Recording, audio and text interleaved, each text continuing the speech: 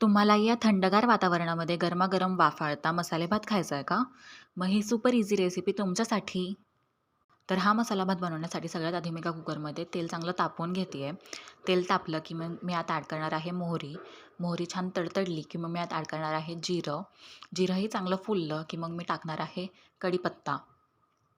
कढीपत्ता चांगला तडतडला की मग मी आत टाकणार आहे सगळे खडे मसाले. खड्या मसाल्यांमध्ये मी घेतला आहे तेजपत्ता, लवंग, दालचिनी, इलायची, काळी मिरी आणि हे सगळं चांगलं शिजलं की मग मी आत टाकणार आहे वांगे, त्याचसोबत बटाटा, गाजर, वाटाणा. तर तुमच्याकडे ज्या भाज्या अवेलेबल असतील तुम्ही त्या टाकू शकता. मग मी हे सगळं चांगलं शिजवून घेते आहे. याची एक वाफ काढून घेते आहे. एक वाफ काढून झाली की मग मी आता ॲड करणार आहे हिरवं वाटण. तर हिरवं वाटण बनवण्यासाठी मी खोबरं, आलं, लसूण, हिरव्या मिरच्या, जिरं आणि कोथिंबीर छान वाटून घेतली आहे. तर ह्या वाटणाने ह्या मसाल्या भाताला खूप छान चव येते. तर नक्की ॲड करा.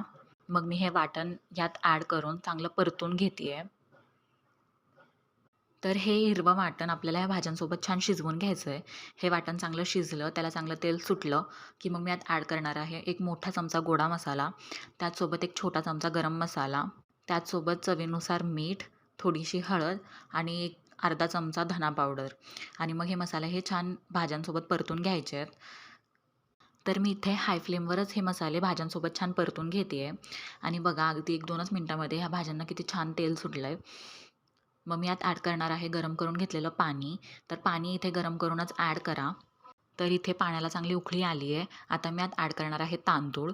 तर तांदूळ मी साधारणतः अर्ध्या तासासाठी भिजवून ठेवलेला आणि मग तांदूळ ॲड करून झाल्यानंतर मी फक्त 2च शिट्ट्या घेणार आहे.